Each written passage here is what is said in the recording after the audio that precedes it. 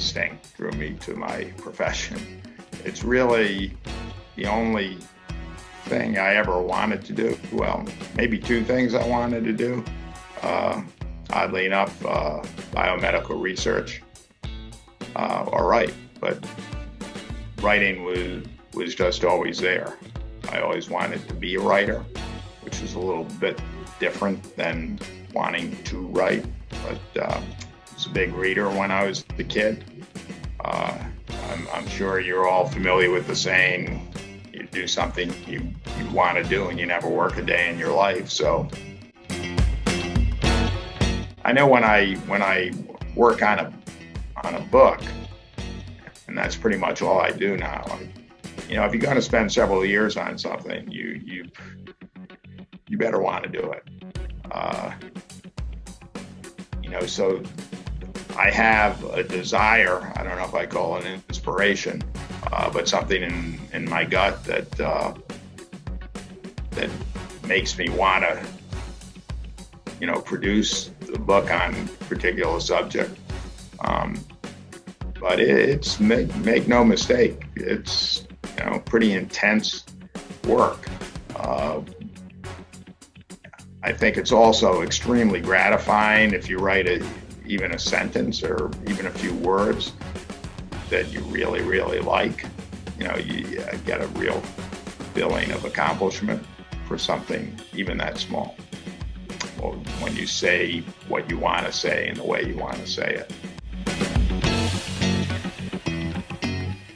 I would say that if you are really committed to it, and you have to be to get into the profession, then do it. If it's something that,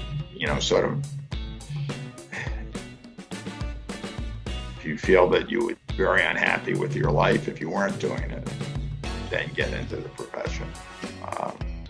But if you think that it's just kind of cool, avoid it. Even after Rising Tide came out, which was a very successful book, and hit the bestseller list and so forth, I certainly would have been considered a very successful writer.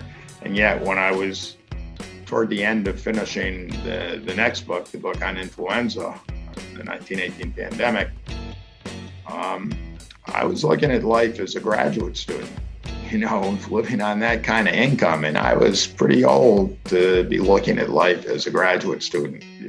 Don't do it unless you really feel that you have to do it. I'm not guilty about pleasures. I think you need to relax. I do love football. I was a football coach. I even was on the staff when Tulane beat LSU for the first time in 25 years back in 1973. It tells you how old I am. I think I hardly watch any football, but my wife says I do nothing but watch football. I work out. I get pleasure from that. I ride my bike, but I don't feel guilty about any of it. And of course, I read. Reading is pleasure as well. I always loved the state. When people ask me where I got the idea to write Rising Tide, I always said, well, I grew up in Providence, Rhode Island, so it was perfectly natural for me to want to write about the Mississippi River. But it's actually true.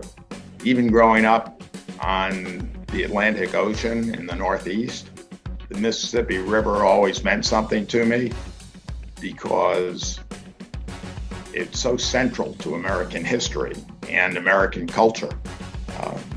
So that's number one. I first came to New Orleans in 1966.